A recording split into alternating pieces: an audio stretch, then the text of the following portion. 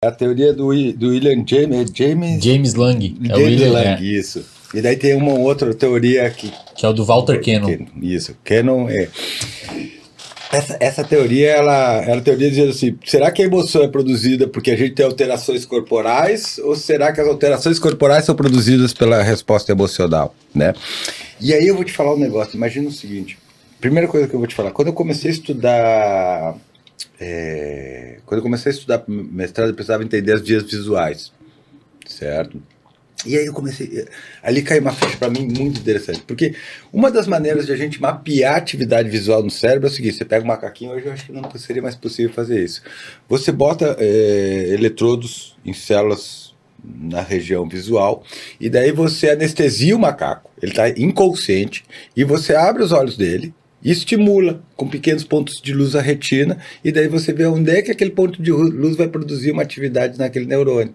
Daí depois você bota isso na área visual secundária, nas áreas visuais adjacentes. A gente tem mais de 20 áreas visuais espalhadas pelo córtex, né? A gente tem duas vias, uma via dorsal e uma via ventral de processamento visual.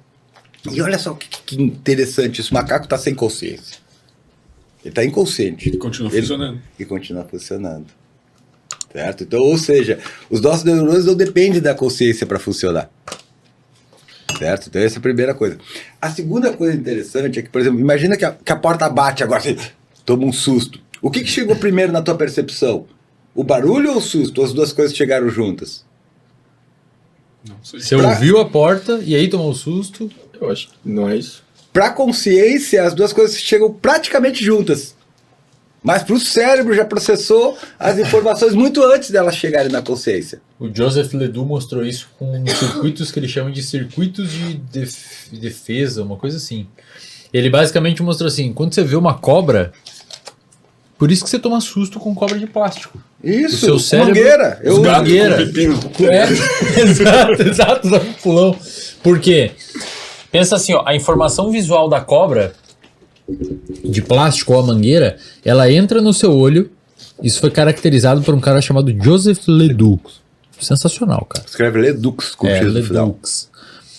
Ele mostrou assim, a informação sensorial entra no seu olho, então você viu a cobra, a suposta cobra, ela vai até o seu tálamo, que é um grande, como se fosse um grande gerente, um filtro de informação. É um gestor de informação, ele tem um processamento básico ali, mas daí ele vai enviar essa informação para a amígdala, ele pega um desvio. Exato. E depois ela segue pelo trato óptico até o sulco calcarino, que é onde a gente vai ter... a consciência da visão. Onde vai começar a formar a imagem visual. Tipo, ela responde antes de processar. Exato. Ela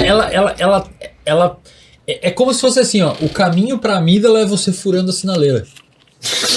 Tipo, vai rapidinho ali, os caras não esquecem. A sinaleira é muito mais E você fazendo a volta, é a informação indo pro córtex visual. Então você furou rápido ali. Mas elas vão ao mesmo tempo. Elas vão ao mesmo tempo.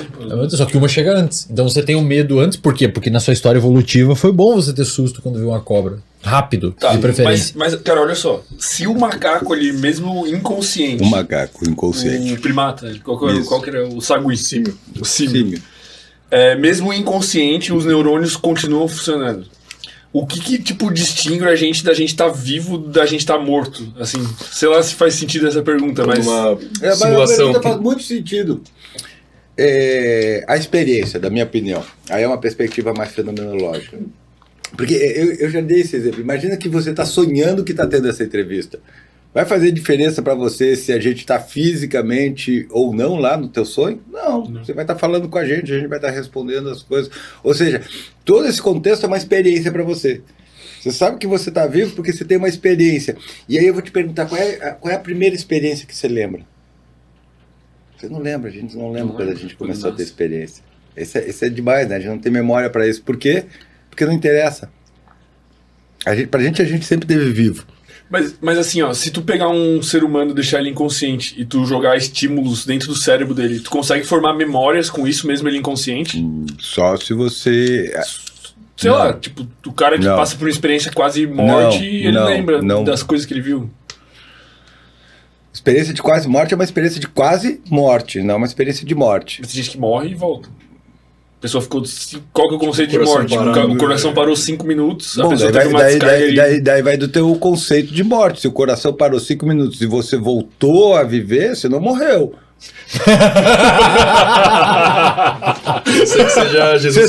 Você só pode ter a experiência de quase morte se você quase morreu. Se você morreu, você não volta. Você não volta, negão. Certo? Tá, mas... e daí, isso que é interessante, porque o cérebro daí tem que montar uma percepção para lidar com isso. E ele vai montar uma percepção com base na experiência que ele teve antes.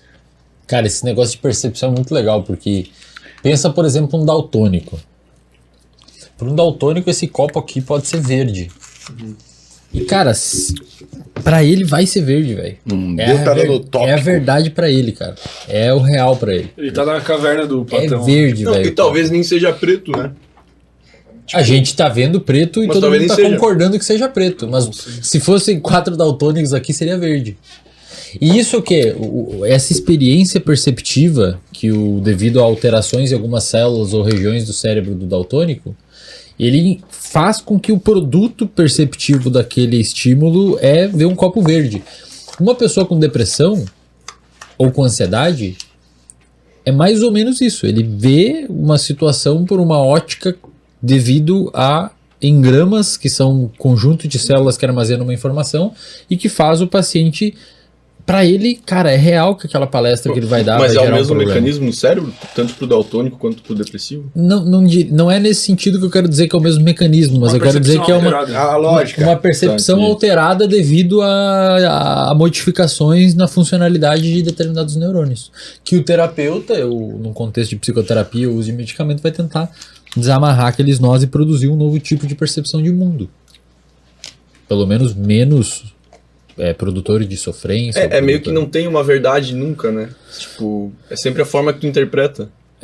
Às vezes o depressivo tá interpretando da forma certa, mas é uma forma ruim de interpretar. Tá vendo por uma outra ótica. Eu vou falar um negócio, você fica falando que essas coisas explodem a cabeça. Se você for estudar psicologia da percepção, neurociências da percepção, aí sim, aí você vai ver, aí o mundo desmonta, aí você vive num mundo que é totalmente fluido. Acontece principalmente quando você estuda lesões, cara. Pô, cara, tem lesões que a pessoa não consegue identificar rosto, velho. Prosapagnosia. Lesiona um pedacinho do cérebro, a pessoa não identifica rosto. Ela não. Corte o resto ela sabe tudo. Giro lingual. O resto ela vê tudo. Mas não... uma lesão no giro lingual vai produzir. A síndrome da heminegligência. Puta, é fantástico. Cara, a pessoa ela ignora metade do mundo. A pessoa vai comer metade do... ela come metade e deixa o resto. Ela vai fazer a barba e só barbeia metade. Isso. Ela vai ver, só existe metade do estúdio. Síndrome das mãos estranhas. Cara, isso é sinistro. A tua mão ganha vida. E ela começa a se comportar independente das coisas. Então você tá no supermercado, tem uma mão que tá botando coisa, mas a outra tem que estar tirando. Caralho, cara. Essa aí eu nunca vi. É a mão boba. Cara. O Oliver Sacks tem uns bons livros. Tem um livro muito legal, se querem ler sobre isso, pessoal aí. Um livro que chama O Homem que Confundiu Sua Mulher com Chapéu. Os livros do Oliver Sacks. É o título do livro, cara. É do neurologista. Um antropólogo em Marte. E o Oliver Sacks, pra mim, é um dos caras que revolucionou a literatura de divulgação científica e, de certa forma, revolucionou a forma como a gente faz psicologia. E em especial nas intervenções neuropsicológicas. Porque ele tem uma visão que é muito etnográfica. Ele não está interessado na lesão e nos déficits que ela produz. Ele está interessado como o paciente com aquela lesão se reorganiza para dar conta daquilo. É fantástico isso, né? E o Oliver Sacks nasceu no mesmo dia que eu. Olha aí, cara. Da hora. 9 de julho. 9 de julho. E ele tem um caso também que ele conta que o cara achava que a perna não era dele, né? Cara, o homem que caiu da cama, uma coisa assim. Ele achava que a perna... Ele achava que as pessoas tinham zoado ele, que tinham botado uma perna de mentira. Nossa, né? cara, Aí ele puxava a perna e caía junto da cama. E tem... Acho É muito legal, cara. Quer dizer, não é legal, é legal pra gente conversar sobre. O cara para de se identificar com parte do corpo dele. Isso é tipo quem perde membro também tem a síndrome Daí é síndrome dos membros fantasmas, é um pouquinho diferente. O cara que descobriu isso foi o Ramachandran, que eu falei na outra vez que eu tive aqui. Isso é interessante, até depois eu vou tocar nesse tópico. Mas essa história é muito engraçada, porque os caras chegavam no hospital e o cara tava no chão. E ninguém sabia por que ele tava no chão. E porque ele olhava pra metade do corpo dele e achava que tinha o corpo de alguém, daí ele começava a empurrar pra fora. Porque ele não conseguia reconhecer o corpo dele como sendo dele. Ele teve uma lesão. Uma lesão física. Se eu não me engano, foi uma lesão no córtex parietal posterior, com projeções nas vias que entregam o córtex parietal com os gânglios basais. Se eu não me engano, era essa lesão, não tenho certeza absoluta. Mas é fantástico isso, o cara parou de se identificar com o próprio corpo.